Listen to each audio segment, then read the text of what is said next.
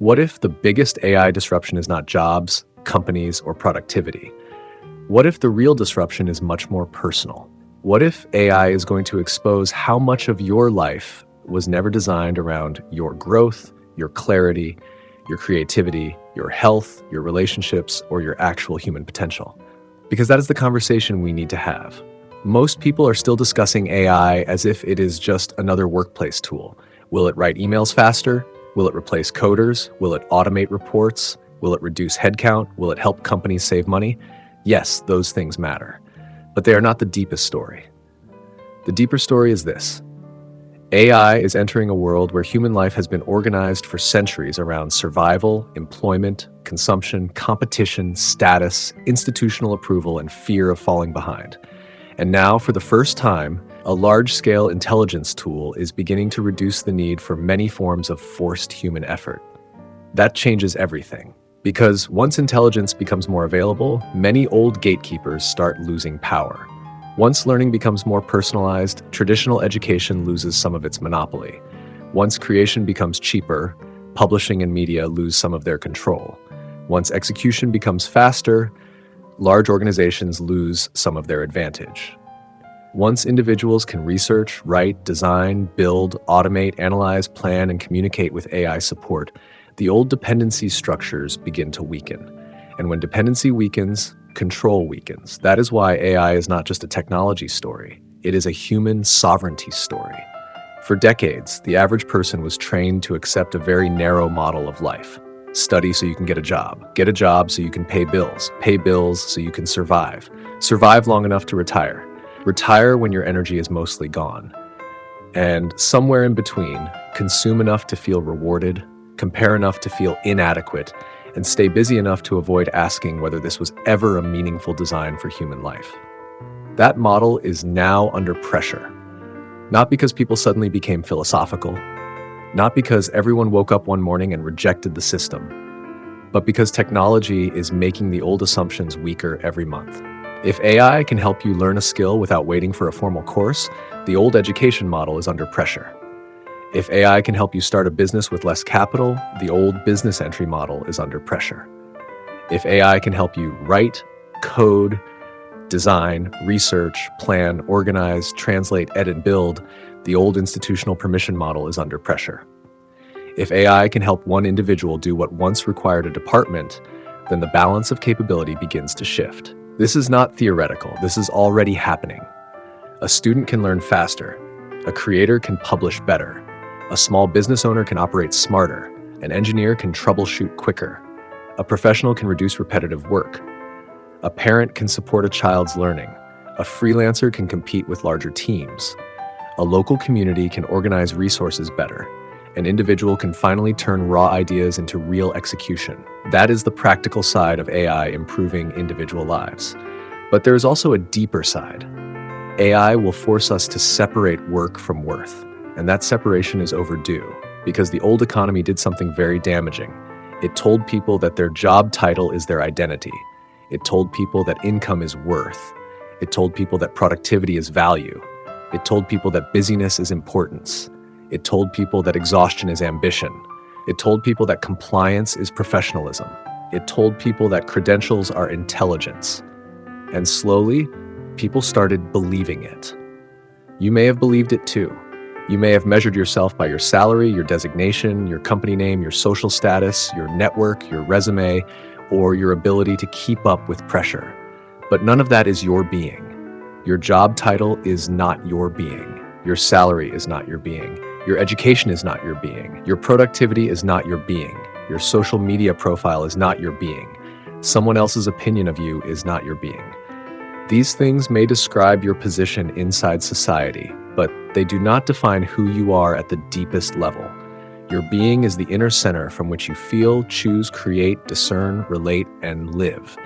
And almost every major modern system has been pulling you away from that center. The market wants you insecure enough to buy. Politics wants you angry enough to obey your side. Social media wants you reactive enough to keep scrolling. Institutions want you compliant enough to fit. Employers want you productive enough to extract value. Culture wants you predictable enough to classify. AI will not automatically fix this. In fact, AI can make it worse if it is controlled by the same old incentives. But AI also gives the individual leverage. It gives you tools to reduce dependence on slow, expensive, gate-kept systems. It gives you support for thinking, learning, creating, planning, and executing. It gives you a way to remove waste from your life. And once waste reduces, the real question appears. What do you actually want to do with your time, your energy, your intelligence, and your life? That is where this becomes serious, because AI will not only remove certain tasks, it will expose empty work, it will expose fake productivity, it will expose bureaucratic excess, it will expose bloated systems, it will expose people who only follow instructions, it will expose organizations that confuse meetings with progress, it will expose professionals who built authority on information control rather than actual judgment. It will expose institutions that survived because access was restricted, not because value was high. This does not mean human contribution disappears. It means contribution changes. The person who only executes templates will be under pressure. The person who only moves information from one place to another will be under pressure. The person who only follows instructions without judgment will be under pressure. But the person who can frame problems, ask sharp questions, understand human context, make decisions, create trust, design better systems, connect ideas, and bring emotional intelligence into execution becomes more valuable. The future will not reward people merely for being busy. It will reward people who can work from clarity. There's a major shift, and this shift will challenge capitalism, because capitalism, as it currently functions, depends on endless growth, endless consumption, endless production, and endless desire. It needs people to keep wanting more. It needs people to keep buying more. It needs people to keep comparing more. It needs people to keep upgrading more. It needs people to keep borrowing more. It needs people to keep working more. A centered human being is harder to manipulate. A fulfilled human being does not need to buy identity every week. A creative human being does not need to compensate for inner emptiness through external status. A secure human being is less vulnerable to fear-based marketing. A person with time, awareness, and discernment becomes a problem for shallow consumption systems. So AI creates tension inside the capitalist model. If AI increases productivity, who receives the benefit? If AI reduces the need for labor, how does income distribution change?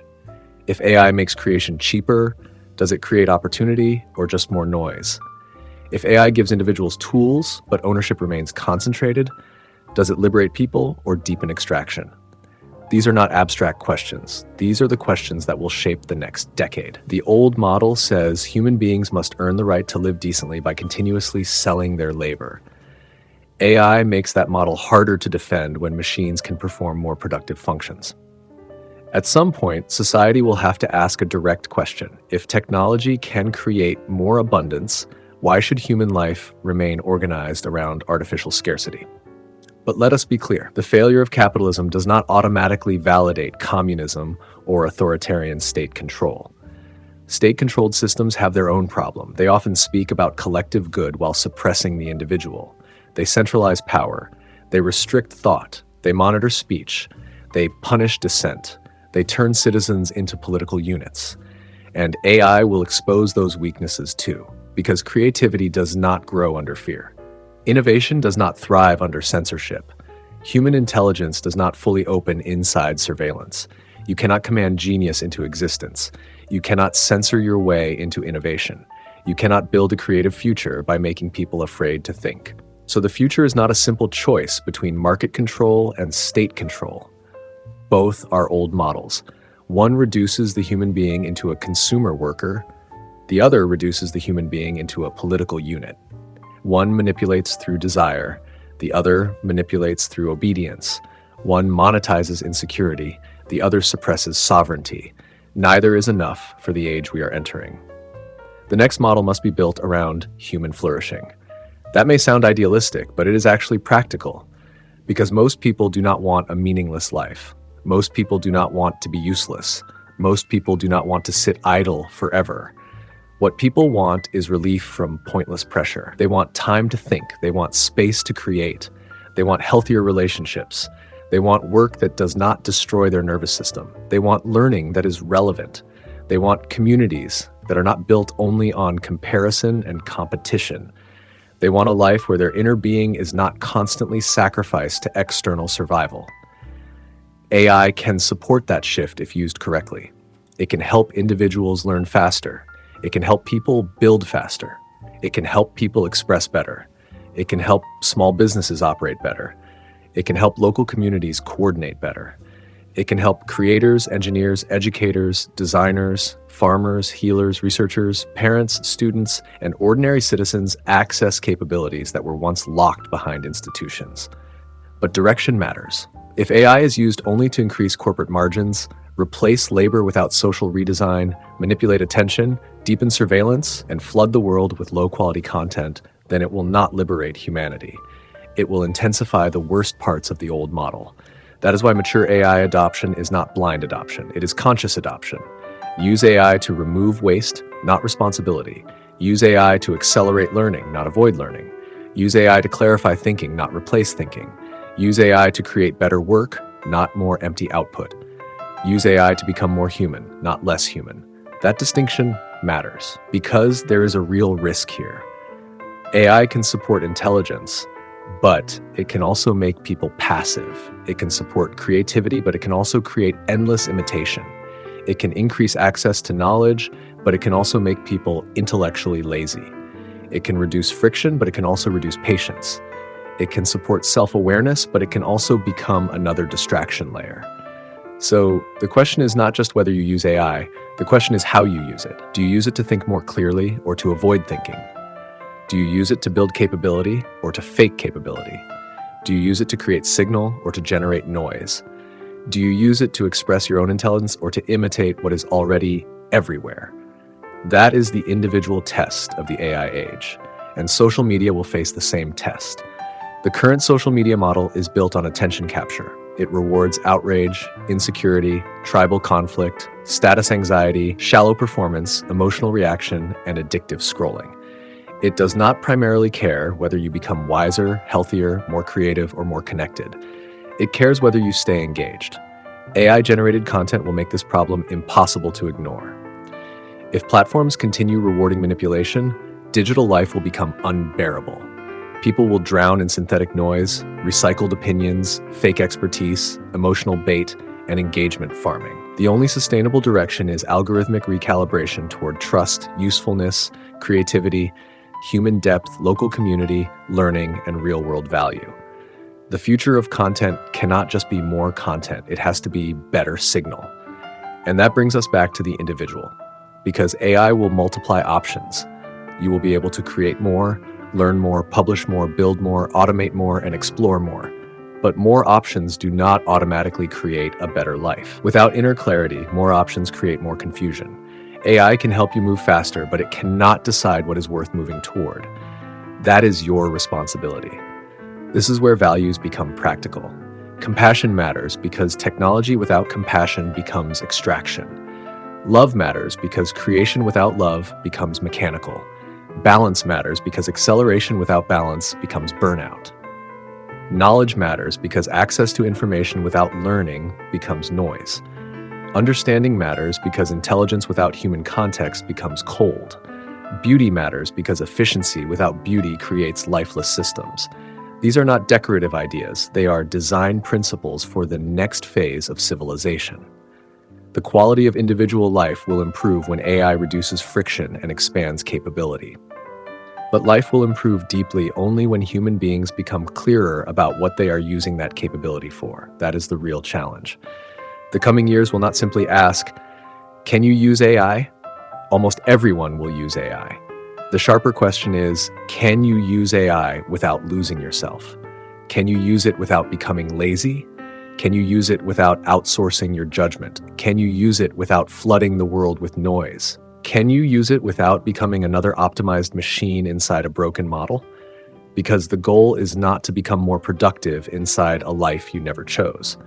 The goal is to redesign your relationship with work, learning, creativity, contribution, time, community, and meaning. That is where AI becomes powerful, not when it replaces you, but when it removes enough waste for you to return to yourself. The old world taught you to ask, how do I survive? The next world will force you to ask, how do I live? And that is a much deeper question. So as AI continues to enter our tools, workplaces, homes, schools, businesses, and communities, do not only ask what it can automate, ask what it can free, ask what it can simplify, ask what it can reveal, ask what it can help you build, ask what old dependency it can reduce, ask what human capacity it can return to you, and then ask the most important question. Once you have more time, more access, more intelligence support, and more creative power, what kind of human being are you going to become? That is the real AI conversation. Not fear, not hype, not blind optimism, not shallow productivity talk, a serious conversation about the future of human life. If this episode made you think differently about AI, work, society, and your own life direction, like this video, share it with someone who is still looking at AI only as a job threat or productivity tool, and subscribe to the channel for more sharp conversations on leadership, technology, human behavior, and the future of society. I would also love to hear you in the comments. Do you think AI will genuinely improve individual quality of life, or will old systems capture it and use it for more control? Do you see AI as a threat, a tool, a mirror, or a turning point? Share your perspective below because this conversation needs more than passive agreement. It needs real voices, honest disagreement, and practical insight.